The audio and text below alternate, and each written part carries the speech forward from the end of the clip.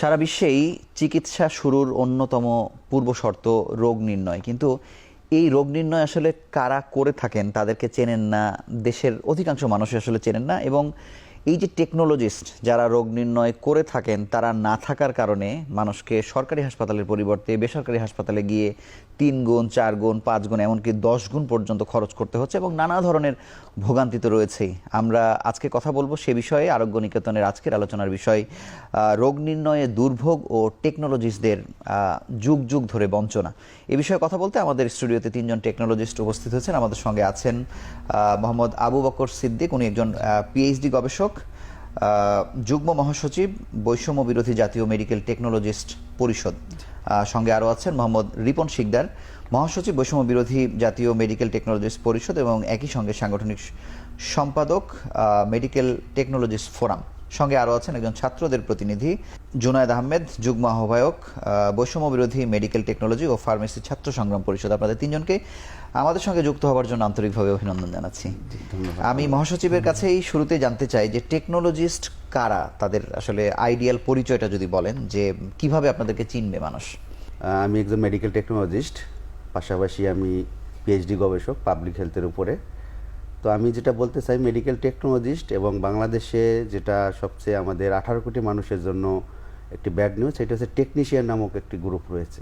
তো medical technology যারা, এরা হচ্ছে আমাদের স্টেট মেডিকেল ফ্যাকাল্টি অর্থাৎ রাষ্ট্রীয় চিকিৎসা অনুষদ থেকে পাশ করেন, 4 বছরের কোর্স করে পিওর সায়েন্স থেকে অ্যাডমিশন নিয়েই তারা সায়েন্স ব্যাকগ্রাউন্ড হয়েই পাশ করে মেডিকেল টেকনোলজিস্ট হন। আর টেকনোলজিস্ট হতে হলে আপনাকে 4 বছরের কোর্স 4 বছরের কোর্স কমপ্লিট করতে হয়।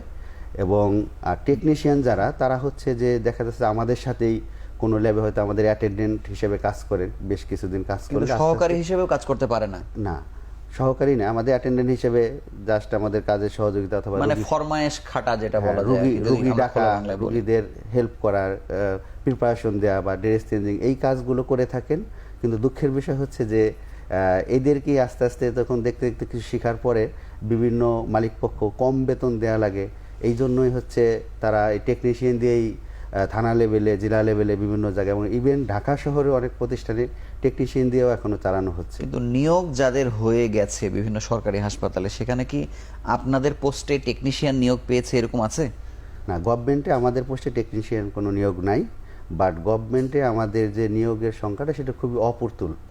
18 কোটি মানুষের যে স্বাস্থ্যসেবা নিশ্চিত করা। আমি তার আগে জানতে চাই যে পরীক্ষা নিরীক্ষা আপনারা কিভাবে কাজটা করেন, একটু যদি আমাকে ভিজুয়ালি যদি একটু বুঝান, আপনাদের কাজটা কি? ব্লাড টানা বা কিভাবে আসলে পরীক্ষা নিরীক্ষা সম্পন্ন করা? আমাদের তো বেশ কয়েকটা ডিসিপ্লিন রয়েছে। আমাদের মেডিকেল টেকনোলজিস্ট ল্যাব মেডিসিন রয়েছে, medical technologist radiology and imaging রয়েছে, মেডিকেল টেকনোলজিস্ট ডেন্টিস্ট্রি আছে, মেডিকেল টেকনোলজিস্ট ফিজিওথেরাপিস্ট আছে। তো এইভাবে আমাদের 6-7টা ডিসিপ্লিন রয়েছে। তো আমাদের মেডিকেল টেকনোলজি ল্যাবরেটরি যারা আছেন, তারা স্যাম্পল কালেকশন, এরপর স্যাম্পলটা প্রসেস, এরপরে এই স্যাম্পল কালেকশন থেকে বিভিন্ন ধরনের পরীক্ষা নিরীক্ষা অর্থাৎ বায়োকেমিস্ট, সিরিওলজি, হিস্টোপ্যাথোলজি, বিভিন্ন ধরনের পরীক্ষা নিরীক্ষা মেডিকেল টেকনোলজিস্টই করে থাকেন।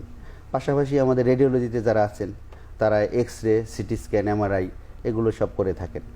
তো এখন এখানে হচ্ছে যারা আমাদের এই সাথে কাজ করেন, তারা আস্তে আস্তে এই দেখে দেখে শেখার ফলে এদেরকে আস্তে আস্তে টেকনিশিয়ান হিসেবে নিয়ে যাচ্ছে, টেকনোলজিস্ট হিসেবে নেওয়ার চেষ্টা, মানে টেকনোলজিস্ট ওই জায়গাটা তারা কাজ করানোর চেষ্টা করতেছেন। বাট এখানে আমাদের যে সরকার আমাদেরকে পড়াচ্ছেন 4 বছর, ইভেন এখানে মেরিটোরিয়াস স্টুডেন্টরা যারা সায়েন্স ব্যাকগ্রাউন্ড, পিওর সায়েন্স লাগে, বায়োলজি সহ আমাদের এই কোর্সটা চান্স পেতে হলে, তো তারা যে 4 বছর পড়ালেখা, এরপর ইন্টার্নশিপ আছে। এই যে ইন্টার্নশিপটা কোথায় করে? মানে ইন্টার্নশিপটা ঢাকা মেডিকেল সহ বিভিন্ন গভর্নমেন্ট মেডিকেল কলেজে আমাদের ইন্টার্নশিপ হয়। তো ওখানে হচ্ছে এই যে 4 বছর পড়ালেখা করার পরে, ইন্টার্নশিপ করার পরে দক্ষ মেডিকেল টেকনোলজিস্ট হয়ে বের হলো, তার হাতের কাজ আর একজন লোক 6 মাস, 1 বছর, 2 বছর দেখার পরে তো এক হতে পারে না। আমরা যেমন ফার্মাসিস্টদের ক্ষেত্রে সি গ্রেড ফার্মাসিস্ট বলি, একটা হয়তো 6 মাসের বা 2 মাসের একটা ট্রেনিং করলো।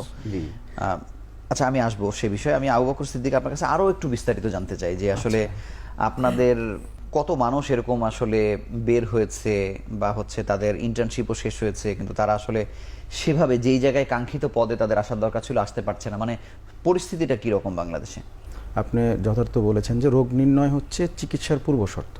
আপনারা অবশ্যই অবগত আছেন যে আপনি যখন অসুস্থ হন, অবশ্যই একজন ডক্টরের শরণাপন্ন হন।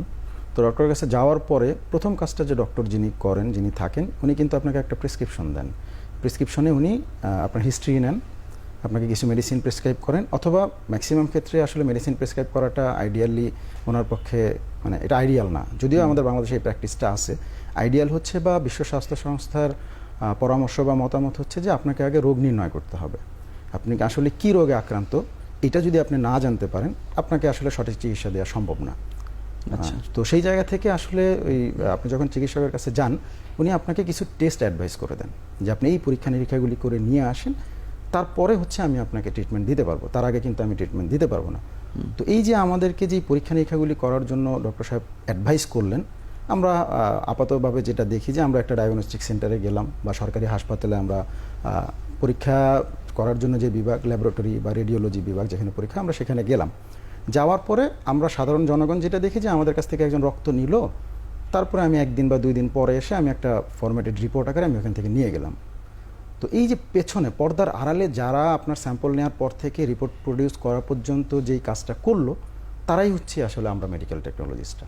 আচ্ছা, আমি ওই প্রসঙ্গে আবারও আসবো। আমি একটু জুনায়েদ আহমেদ আপনার কাছে জানতে চাইবো যে ছাত্ররা তো আসলে দেখেই বড় হয় যে আমার অগ্রজ যারা আছেন তারা কোন অবস্থায় গেছেন বা তাদের চাকরির বাজার কি রকম। মানে আপনিও যে আসলেন, মানে এই টেকনোলজিস্ট হওয়ার জন্য যে পড়াশোনা করছেন, মানে কোন আশাতে আপনি আসলে আসলেন বা বাস্তবতা কি দেখছেন এসে? আচ্ছা, আমরা যখন এই সেক্টরে যখন পড়তে আসছি, আমরা ভেবেছি আমরা তো সবার